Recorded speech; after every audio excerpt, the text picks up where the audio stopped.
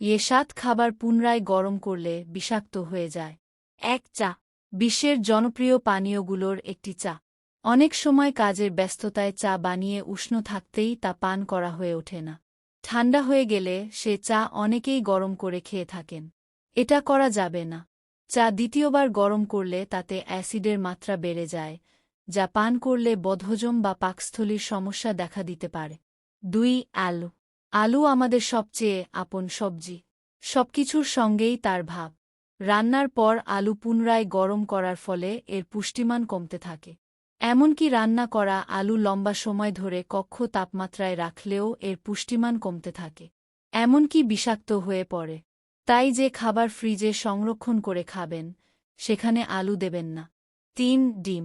ডিম এতটাই সহজলভ্য যে একে বলা হয় গরিবের প্রোটিন।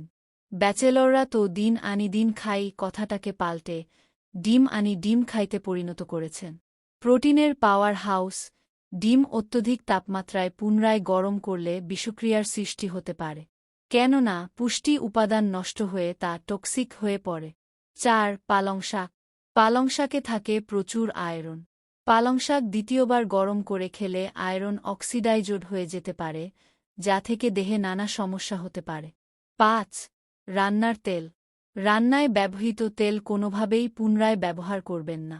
এর মধ্যে টক্সিন তৈরি হতে পারে। 6. মাশরুম।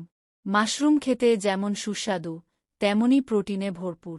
দ্বিতীয়বার গরম করলে মাশরুমের প্রোটিনের কম্পোজিশন ভেঙে যেতে পারে। 7. ভাত। ভাত দ্বিতীয়বার গরম করলে এতে ব্যাকটেরিয়া জন্মাতে পারে। এই ব্যাকটেরিয়ার প্রভাবে ডায়রিয়া হতে পারে।